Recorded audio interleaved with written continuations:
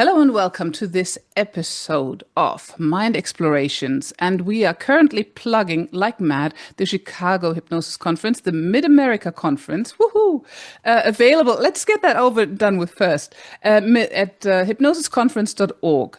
So if you want to come, it's from the 17th to the 19th of October. And I'm speaking there, and so is Dale Turnbull. And welcome. Good to have you here. So, Dale, for anybody who doesn't know you yet, introduce yourself, please.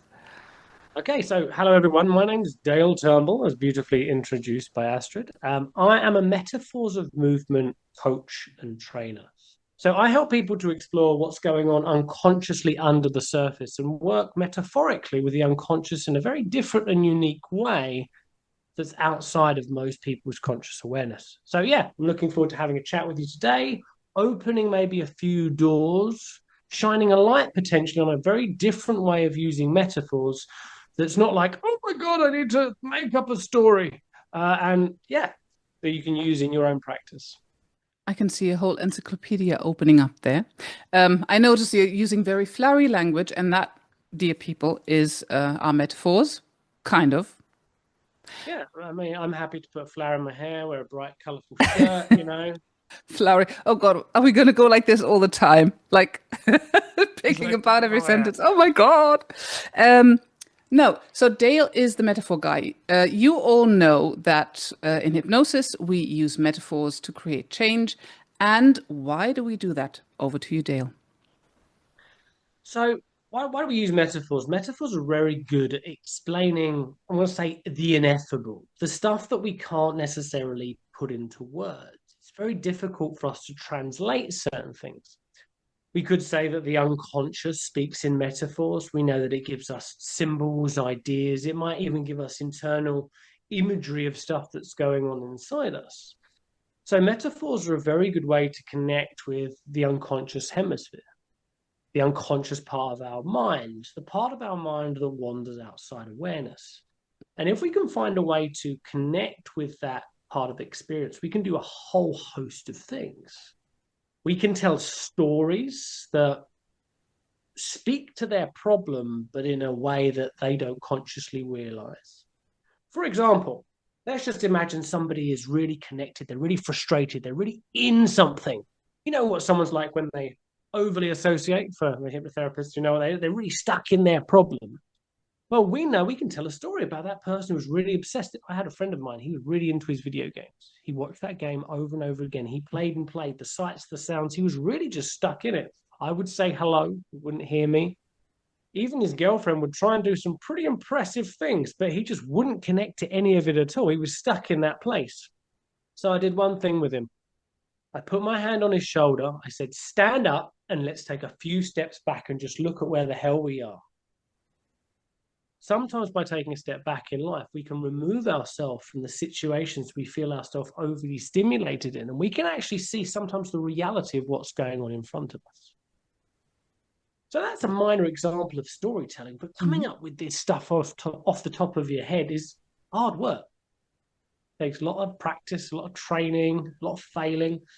So I've found and discovered metaphors of movement, which is a very different way of connecting with the language people use. So as opposed to having to make up a story for yourself, you can use the metaphors your clients give you to help them create conscious understanding and start the steps of change.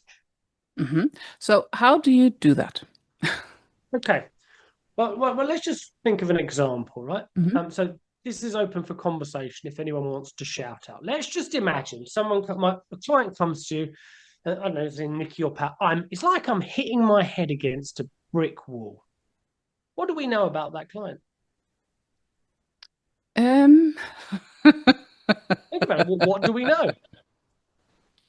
I'm going to draw a picture as Frustrated. well with my You, beautiful, that they are frustrated. That's pretty true. anybody feel free to join in or type into the chat. This person, they're hitting their head against a brick wall.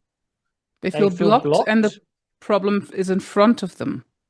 Very nice. So they feel blocked. They can't progress. They can't move forward. There's a barrier in front of them, 100%. Is this person a lazy person? Nope. Why are they not lazy? Because they're hitting. They're They're working using on their it. head. They're not just standing there doing nothing. They're actively using their head. They're using their intellect to try and progress. It could be said this problem's giving them a bit of a headache. Now, ultimately, they also have nothing to look forward to because Mhm. this barrier's in the way. They're so focused on progressing, they're very forward thinking, but they're not actually paying attention to maybe what's right for them to do, what's left for them to do, or what's in the background. Because the direction they're Yeah. trying to go isn't actually getting them anywhere. So that's an example how one simple phrase, one simple thing that a client says to you, without knowing anything else, can unpack so much about the client's experience and the problems that they're going through. And just by communicating that, the client can really understand what they're doing. Now, ultimately, this client needs to think about what other directions there are and maybe look a different way because they're so focused on progressing, it's not getting them anywhere. So really what you're doing is you're taking the metaphor the client's using and giving them back the broader explanation about it. Is that correct? Instead of making up your own metaphor in the first Yeah, place. we're taking it literally. We're taking Hmm. exactly what they're saying. And in the metaphors of movement work, we do explore the broader environment. So we won't just look at the wall, we'll look at other aspects of things like what is to their right, what is to their left, what is behind them. Hmm. Ultimately, this is a direct communication from their unconscious. Hmm. Because this is non-dominant. Metaphors live in the unconscious part of their mind. Now, if we think about how does this apply additionally to hypnotherapists? So I think there are two different ways you can look at hypnosis. You've got the scripters who just read a script or just take someone on a process and the person does, I would say nothing, but they're facilitated through a journey. And then you've got a more active hypnotic process where the client feeds to you where they're at, what's happening, what's going on. So it's more of a two-way community. I prefer the two-way personally Hmm. because how do you know what's happening? I mean, unless you're that good. But anyway, that's a different That question. goes a different way, yeah. Now, let's just imagine somebody shows up and they're like, I'm in a forest. Why are they in a forest? Well, what do we know about forests? So they're in a natural place, they're in a natural space. There's a lot of growth around them. It's quite a vibrant environment normally, depending on the type of forest. So that's quite a natural environment. Let's just say someone's on a beach. Well, a beach, the support that they've got, if it's sandy, is normally a little bit unsure. It's a little bit unstable. Could be said their understanding is shifting. They're in a pretty sure place. And there's definitely currents around this that do go in and out. There's a regularity to it because we know that a shore doesn't go anywhere, but it's also always changing. So if you think about from a hypnotic perspective, why do we take people to a beach in hypnosis? Yes, one, it's multisensory, but also it gives them variety and security at the same time. Mhm. Also, it's a place that most people relax. So by understanding these broader ways people either use metaphor, we could write scripts based on that. Does anyone take people? Have you ever done a process, Astrid, where you take someone through a door in hypnosis? Yes, very often. Why would you take them through a door? To What do you think? open up to new experiences and to a different setting. Cool. Now here's a question. Do you open the door or do they open the door? Is the They door do. already open? They Okay. do.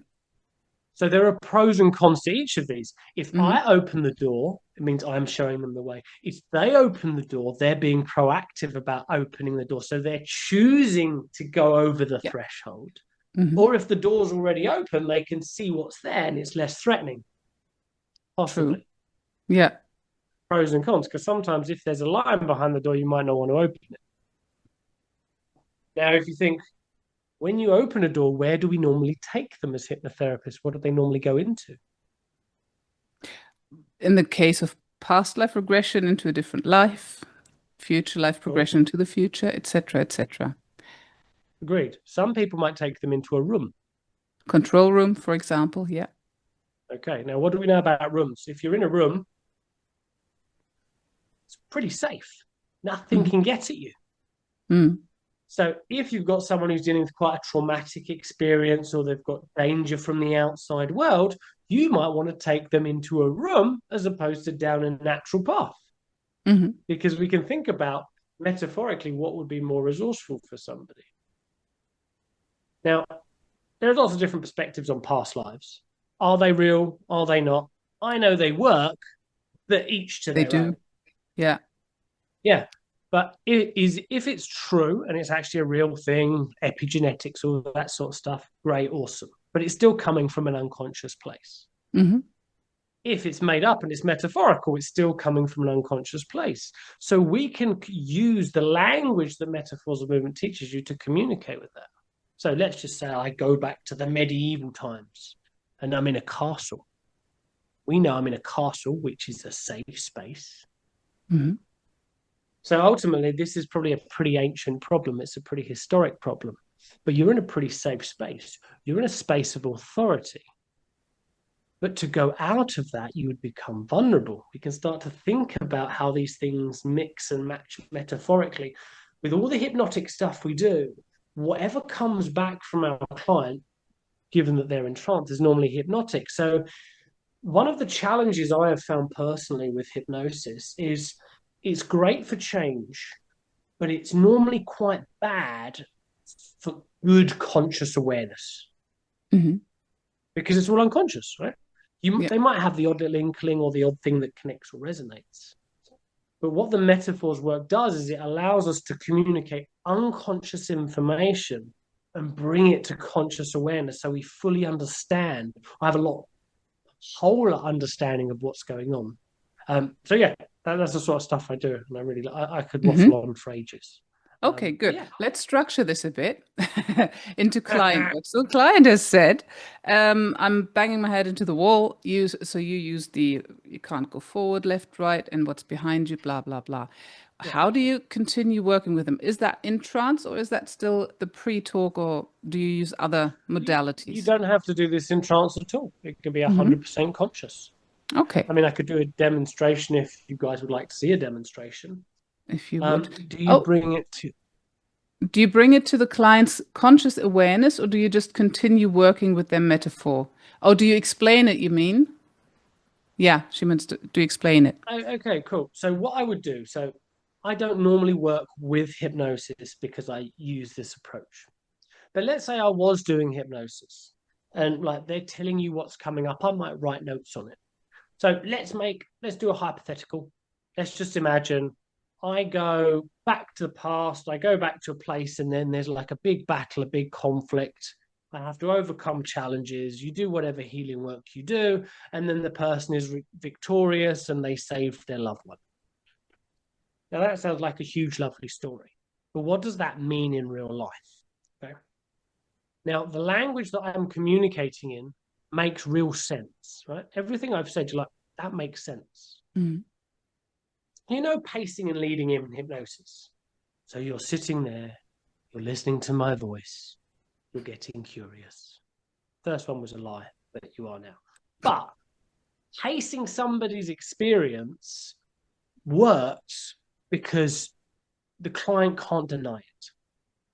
It's 100% true. You're sitting there Mm. listening to my experience, right? We're building up this yes agreement. Now, the way the metaphors of movement works is it's a new way of communicating. So, for example, if I was to say the word love, what love means to me, what it means to Nikki, Pat, Astrid, it'll be different for each of us. We'll all have a different meaning and interpretation. But if I say, in this person, you're blocked, you have nothing to look forward to, you don't make a meaning of that. You just get it. It's just Mm. there's I understand what that means. Okay. So what we're doing is we're communicating with what's known as idiomatic communication. And what this does is it ultimately creates this pacing and leading of experience, almost like pacing, you're sitting there breathing, Mm. but it's using language that you understand, I understand. We don't need to talk about what it means, you just get it. Mm. So to use the medieval example, so this is quite an old thing. Some could say this is quite medieval. You were in a position that was quite royal and you were in a safe place. But ultimately, there was a conflict. It was you versus them. It was win versus lose. Mm-hmm. Sometimes you attack, sometimes you defend. Now, ultimately, normally to win those conflicts, you need different things. It could be that you built up all the things in the background so that you can overcome what's in front of you. But that doesn't create a win win situation. There's always a loser. Mm-hmm. Now, you may end up winning the battle, winning the conflict, overcoming those things and healing or saving the person you love, but ultimately something will be lost. Unless you negotiate the whole thing, of course. So that just really makes sense. Now, what some people could do, they say, well, the castle means that you're from a royal lineage and you come from a very ancient line of people of royalty. I'm just giving you an example. And there was a big battle in 16 whatever, and I could intuit these things, channel these things, not saying they're true or not. Mm-hmm. However this works. And then there was the person that you love, that you connected with, you did these things. And then there was the enemy, a scoundrel who did this and that and the other. So you built this huge army. It's got a very, very different feel to the two different. I know I'm being a bit Mm. more dramatic in the second case, right? Yeah. But ultimately, it creates a certain experience. The first one really gets the person to understand what they're going through, and you can place that into their current life. Mm-hmm. The past life stuff, if I'm putting my own meaning on things or my intuitive meaning or whatever, can create some dissonance. Yeah. We've all had the experience when a hypnotherapist gives us a suggestion and we're like, nah, go Mm. away. Right? Because it doesn't match with our version of reality, our map of the world. It gets rejected. And if people try and do that to me, it's quite a violent rejection. I'm like, I did a training once with a Reiki. It was integral eye movement therapy. If you don't know it, amazing work, really good for trauma, lots of different stuff. It's actually integral eye movement therapy is great for healing trauma, identity challenges, problematic memories. And metaphors of movement was developed after that by the same guy. So Right. great work. Mm-hmm. But where was I? You see when you lose your train of thought. Choo choo. So we were on IEMT, and before that, guys, you need to tell us where we were. How We closely were you lost listening? our train Oh, of thought. rejected suggestion. Rejected suggestion. Right, So there we go. I was taking this training course like all good people do. They invest in things that are new, that they want to learn, that they've never experienced before. And I was doing this IEMT course. And as I was doing it, I was going through quite emotional stuff. I don't know what it was, but it was emotional. I was crying and stuff. Mhm. And this woman, she's over here, and she goes like, and I'm like, what are you doing? I'm going through this highly emotional process. And she's like, I'm channeling energy. I got so angry and told her to go frigging do one. And she didn't stop. She Okay. was imposing her map and her reality on my perceived suffering. She felt bad about it. Hmm. So that's a really good example of how people can impose things on our reality. Hmm. What the metaphors of movement do essentially takes a map of what's going on unconsciously. And it's not my job to fix it, not my job to resolve it, not my job is to communicate so your unconscious and your conscious understand each other, creating a more harmonized picture of ultimately what's congruent for you in that situation. Hmm. We do need to go through that process because really need us to understand how you go from banging your head against the wall to the second set of explanations from your side and how you continue on from there. Yeah. Well, I'm happy to do a demonstration if Would anybody anybody like needs to to be do it. the participant, the client? No? No? Yes? Oh, I see some typing there. Just a second. Think I see some typing. Maybe she's smiling but afraid. Yes, well, I would be afraid. You've not done the best job in convincing us we, that we, this we, is going to be a smooth process. we can do a different option. We could do a bit of a group exploration if we want to do something different. I'd Would love to love see to it. see Okay, me. okay, that's fine. All right. Okay. All right then. Okay. So I'm your client, Dale. Okay, okay, cool, sweet. So Astrid, so we can either do, as I said, a very specific problem if you want to work on a problem. Don't have to tell us what it is, or it can be a broader context that you want to explore. It could just be a general inquiry, and you I don't have to think tell us. I think I have a problem. I always do, but now today I do have one. So let's work on that. I won't tell you Okay, what it so is. that whole problem, Astrid, that Mhm. whole problem, what's that like? Haha. It's like being stuck in mud. Is that a good one? Stuck in mud. What's to your Yeah. left? A plant. A plant. Yeah, what's to my left? Yeah, a plant in the mud. Yeah, just So plant. there's a plant in the mud. Okay, what's to your Yes, right? more mud. What's in front? Guess what? Mud. Lots of it. Cool. Just a What's big behind field you? of mud. The mud What's that I've behind already you? waded through. It's like a big field of mud with one plant near me. Okay, and what are you in? You're standing in mud. Mm-hmm. How Knee far are deep. you in? Are you Knee knee deep. deep in the mud? What? Mm. Knee deep in the mud. And what's up? The sky. Cool. And you say you're in a field. Does the field have boundaries? Do you get a sense of that or not? No, it's just flat. Boring and flat. Like Okay. Holland, where I live. It's very What sort? flat. No, it's just very flat here. So I've just moved to Montreal and it's crazy flat as well.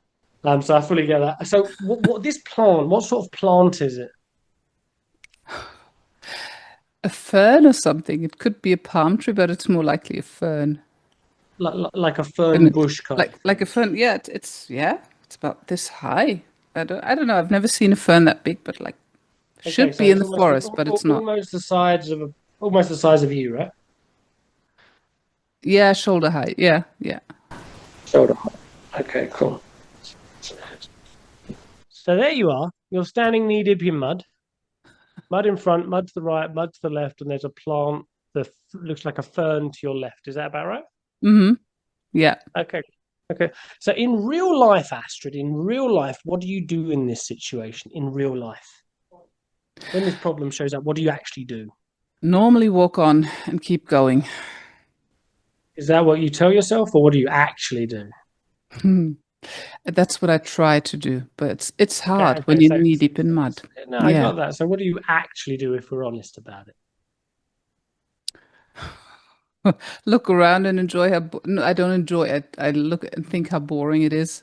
This area, yeah, yeah, Okay. this And are field. you talking about in the metaphor or in real life?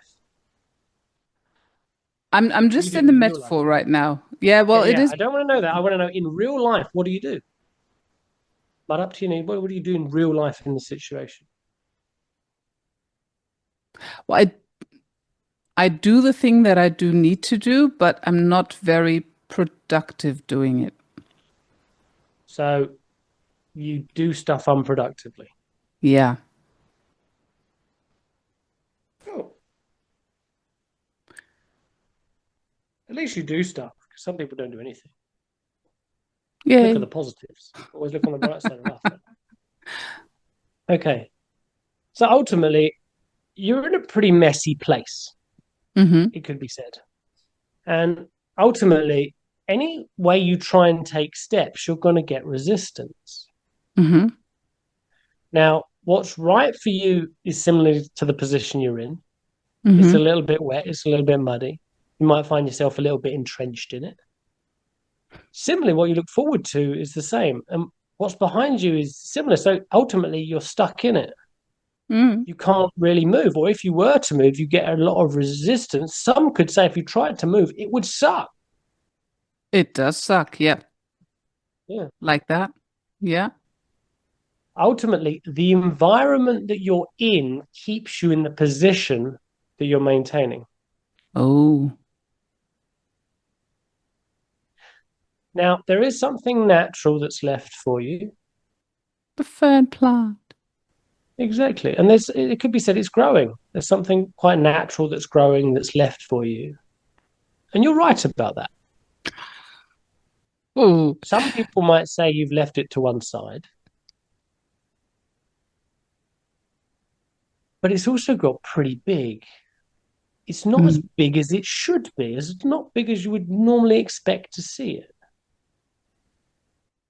hmm, Now, there are different kinds of field out there. Some people on grass fields. I mean, you're out standing in a pretty muddy field, and there's only one little bit of growth. I wouldn't say this, but some people might say, well, who is this person? Who is this person who's like stuck in the mud? Oh, they're a little bit of a stick in the mud, stuck in their position, not willing or able to move because of the resistance that it would take. Now, let's just imagine for a moment, Astrid, you and I, we're walking down a strange road and we see this woman. She's standing there in this mud, mud to the right, mud in front, mud behind, fern plant to the left. Don't worry. We know how to fix this. We know how to solve this position. We've seen this before. Just do stuff unproductively. Is that good advice? probably not. Any better advice? Well, doing stuff unproductively is like treading in the mud, Mm. in it, in place, taking big strides. Mm. No? Oh, Well, I you understand. want to lead me to the fern, do you? Not necessarily. I mean, I'm not attached where you Oh, go. It's your life. But let's just look at this for a moment, right? So, to achieve anything in metaphor, you need four things. Okay. So you need a direction, which way you're going. Okay? hmm You need a distance, how far away that thing is. hmm You need a mode, so a way to get there. So you've got your legs at least. And we've got a rate, how quickly you can get there. hmm Okay. Now, if we look at this field, you say there's mud in front, mud to the right, and mud to the left. There's a plant that's left for you. So the plant is the only thing, that natural thing that's growing is the only thing that tells you where you are. True. Where are you going, Astrid? Forward to the end of the field, wherever that is. See, this is wishful thinking because ultimately, right, if we think about goals and outcomes, right, you're in a pretty disgusting situation, a pretty messy situation. And to get out of it, normally motivation would be useful. But if you don't know where you're going, why bother moving at all? You've got something nice and natural that's left for you that's growing quite nicely in the environment it's in. Now, I've always personally hated goals. Set a goal, 5 year, 10-year plan, go away. Hate that sort of stuff. But a little while ago, I got really fat, or fat for my liking at least. This was like maybe 3 years ago. And I decided that I was going to do a half marathon. So I signed up. It was like the 27th of December. I'm going to go for a half marathon. So I signed up for the thing, did the thing, and I exercised really well for about maybe 4 or 5 months. I did choke a little bit at the end, but I did the work and did the half marathon. It was all good. And then I realized once I did that, I don't particularly want to run a half marathon. But I saw a guy on LinkedIn. I used to live in the Czech Republic. And hmm when I was living there, there's a group of guys that I know, and every year they dress up as Spartans. Like they look ripped. And I'm hmm like, that's what I want. I want to look like that. So I set the goal, did the thing, said, can I join? They're like, yeah, great. So I set that and I did more work. I got fitter, I got stronger, all of that sort of stuff. So by setting an initial goal, it allowed me to start to go in a direction, to start to take steps. Because ultimately, you don't know where you want to go further afield. Ooh. And I'm not here to tell you where to go, right? It's not my job. But ultimately, if you have somewhere to consider where to go, that might at least encourage you to take steps. because there is a bit of a challenge here.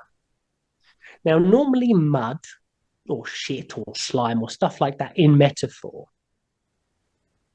that actually relates to shame. Now, Ooh. most people, there we go. Most Ooh. people in life, right? The biggest fear is being shamed, so we naturally avoid it. So, by actually taking steps, by getting out of this, people will see you for where you've come from and the position that you'd had yourself in. The way I think about it is, have you ever been to New Just York, Astrid? thinking, my mind's working. Okay, go ahead. You ever been to New York? I have. Oh, years ago. Cool. Yeah, decades ago. Cool. So the way I like to think about it is, if I'm going through New York, or when I was living there recently, just moved to Montreal. When I was living there, let's say I'm meeting my wife for dinner, looking all nice, dressing up pretty, and I fall down a drain. Oh, And you can imagine the drains in New York, covered in sewage, disgusting. you did actually do Yeah, that. you did do that, You did? no, I didn't do that, but I can Oh, imagine how okay. bad it would be, right? It, it wasn't like on my excursion 101 list. It's like, what do you want to do? But I'd be covered in filth. It would be disgusting. Now, Mm, being in that is not shameful. Nobody's judging me for being in there. hmm. But if I come out of there and I then go to the restaurant, everyone's going to judge for me for how I look, where I am. So it's easier to stay in the position that I'm at than it is to take steps to go elsewhere. Oh, oh. So, any thoughts, observations, anything you would like to share? Well, you could meet the Ninja Turtles while you're down there, but that's just Call me Splint. Call me Splinter. all right. Any thoughts? Yeah, guys, any thoughts on that? But no, that's pretty good. And the goal setting, do you build the goal setting in there every time? Uh, what do you call an excellent farmer? Someone who's outstanding in their field. Nice. Yeah, but her field is pretty saturated. Ultimately, the field she's in hasn't been looked after, No. and she No, has. well, it's been Yeah, raining. It's been raining. yeah. So the environment, esoteric people out there, if you like a bit of esotericness, rain, water normally represents emotion. Ooh. If you Jeez, think where do you get ground, those from? Oh, oh God. if you think Yeah. of ground, if you think of ground, ground relates to everyday human life and existence. So emotionality plus environment we're in, plus that sort of stuff could leave you bogged down in quite a lot. Hmm. So the direction stuff, I wouldn't do if you had lots of clear direction. Like if you had, let's say, something in front of you or something to the left, something to the right, ultimately you've got proximity to the bush, so you're staying close to the thing that's natural, that's growing, and you're not really going anywhere else. Right. Because it was a problem, this is a stuck state. If we're exploring, I might do something different. But ultimately, you're not going anywhere. You haven't Hmm. decided to go anywhere. And it's not up for me to tell you where to go, but it's a consideration that for you to move out of this thing, you've got two challenges. One, figure out where you've got to go. And two, how will people perceive you when you start trying to get out of this thing? Yeah. Right.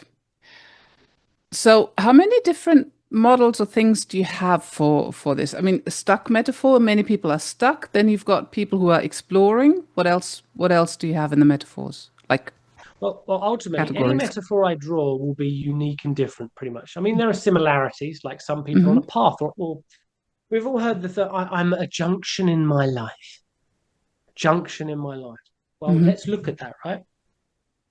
What does a junction suppose? They're at a junction in their life. This is where the pictures help.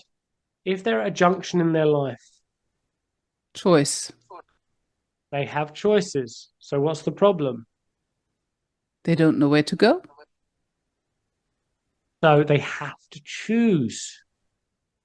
Now, if you choose the right path, by value, you're not choosing the left path or the path ahead. this resonates quite a lot with people who do business and they've got 3 or 4 different ideas that are quite different to each other. You got to pick one. Mm-hmm. Now, do you actually? No, you could do multiple ones. You could juggle them all together. It might not be effective or efficient, but that's how they perceive it. Mm. Sometimes it could be making life choices. This is job one, this is being self employed. But ultimately, a little bit similar to yours, here they have a path, here they have a direction, Mm-hmm. but where do they ultimately want to go? Right. They In want to do personal what's development, right? No? maybe you could do what's right. You could take the path that's in the right direction. You could explore what's left to explore. You could progress, you could go forward, you could do what you look forward to. So they're all three different Hmm. options. I've usually heard that the junction, the crossroads in stop smoking sessions, what's left, what's right. You take the right path, of course. So the one ahead and the one right. Yeah. So, Well, that's different because that's a Y yeah, junction. That's like a fork in the road. yeah, Now, it presupposes metaphorically that if you take one, you don't take the other. yeah. Now, what happens if the right decision for them is to smoke? Normally, it won't be.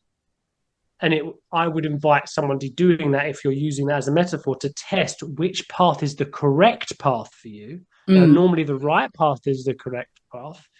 But how many times have you always tried to do things right and it's always failed? So Ooh. maybe the path right in front of you is not the right path for you. Actually, it's the path that's left for you to explore Mm. that's the path that works best. Oh, Jesus. So I'm not prescribing solutions. I'm describing possibilities Hmm. and offering options to the client to choose. And they fill in. Yeah. Okay. And how the symbolism, like rain is emotion, ground is, was it humanity? Or, Well, it's normally like every day-to-day things. So in the all right. metaphors Okay. of movement work, we don't normally say that stuff. We Yeah. don't No, no, normally you say wouldn't that. explain it to the client. No, but is that Okay, so, like so just universal? Yeah. so it's normally archetypal based on like magic, spirituality, symbolism. So Mm-hmm. if I've got a group of people who are normally more open to that stuff or connected to that stuff, I might mention it. But the Mm-hmm. standard process, you wouldn't do those kind of things because that's Yeah. an interpretation. Right. And what we're not doing, we're not saying what these things mean in any way, shape, or form. We're Mm-hmm. just communicating it in a way that the person just gets it. Yeah. Now I've always wondered where those symbols get their universal meaning from. Does it happen in all languages? Like yeah, rain emotion. That's your interpretation, but you did say it to me. Um, So normally, if you look at archetypal like magic, spiritualism, like shamanism, like mm, stuff that deals with the elements, yeah. stereotypically, like water normally relates to emotionality, creativity, those generalizations. Mm, Fire normally represents like action or will. hmm. Air normally represent airhead, intellect, like knowledge, Yeah. that kind of stuff. And ground is normally like everyday groundedness, stuff like that.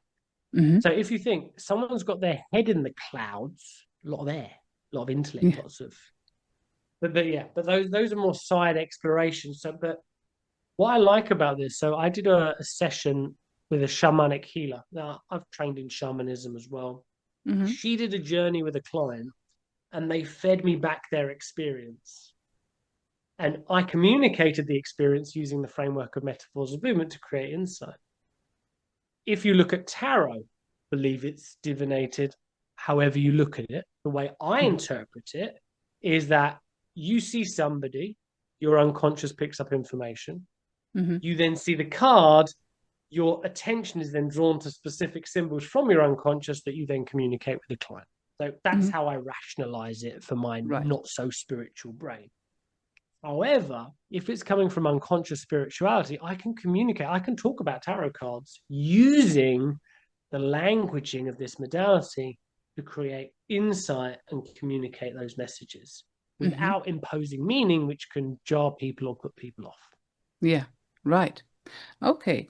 Now yeah, I'm not going to go on about it anymore, but again, would that be universal in shamanism, I hear, in spirituality, fire, water, etc. That works, checks out. But do you know by any chance whether that's universal in the whole world and across cultures? Or does anybody Okay. know in the group?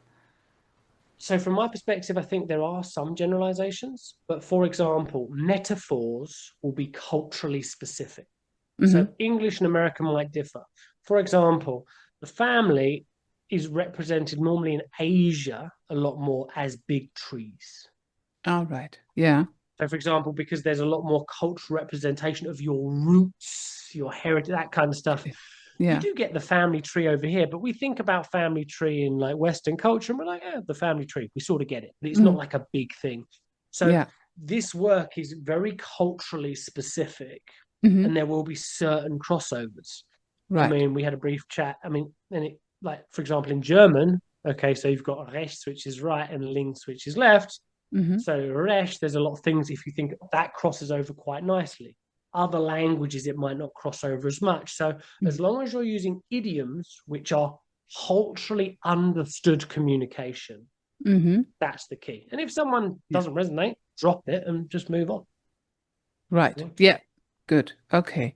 Does anybody have any questions here? Because I think we're going to come to the end at some point in the near future. But I think Dale has a course on it, or he's going to, of course, going to talk about metaphors of movement at the Mid America Conference in Chicago on the 17th to the 19th of October in Chicago in the Hilton Chicago Doubletree in Arlington Heights.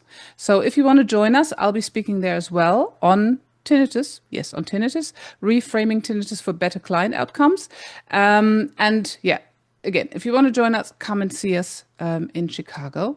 And yeah, Dale, you have something as well, either a course or something that you are allowed Yeah. to So offer here, because that's the trade-off. We get to hear from you, and you get to tell us about your stuff. cool. So yeah, so I train this work. It's called Metaphors of Movement. I've actually recently started a course. So my next course is in February, March time. The super early bird price is up. I'll put the link in the comments. Well, that's good. But in addition, I offer people free demonstrations of this work for themselves. I'll post that link as well. It's So, like like half the an one that you hour. just did with me. One you did with you. So if you don't want to be on YouTube and stuff, but you're curious to explore something, you can book a 30-minute session. We can go through it. And ultimately, I want to make this affordable. So, as much as the course is in February and March, there's also a 12-month payment plan. So, even if you like start, I think it's like 49, no, $50 a month for 12 Oh, months. wow. So, if you like it, you can either do that, you can pay in full. But ultimately, I want to get this work out to as many people as possible because, yeah, I just think yeah, I think there are two types of therapists. There's those who are great working on themselves and those who are working on other people. I was always good at working on other people. And for me, this has really given me a non confrontational way to understand what's going on inside me. And also when my wife's like, what's wrong, Dal? And I'm like, I don't know. What's wrong? I don't know. I can draw a metaphor on it and I can better understand what's going on in my own experience. Hmm. So yeah, I'm really aligned with it. And yeah, I love it. So I'd be happy to connect with any of you afterwards if you'd like to explore more. Wonderful. All of those links will be going into the notes as well, of course, as usual. And I have to admit, I'm pretty shit at making up metaphors on the spot, or at least the long stories. Short ones I can deal with, but yeah. So that was really, really interesting and insightful. Thank you very much, Dale. Thank you And for having me. everybody, thanks for joining us. And if you have any questions, put them into the chat or into the group, Mind Explorations, Hypnotherapy and NLP on Facebook. If you're a hypnotherapist or an NLP practitioner or anything else of the type, you're free to join us as well. And then you can ask Dale in the comments there too. Thank you to Sabina and thank you everyone for joining. And I'll see you next week. I will tell you in the group and on my profile what that's going to be sometime in the next few days. So speak soon. Bye bye.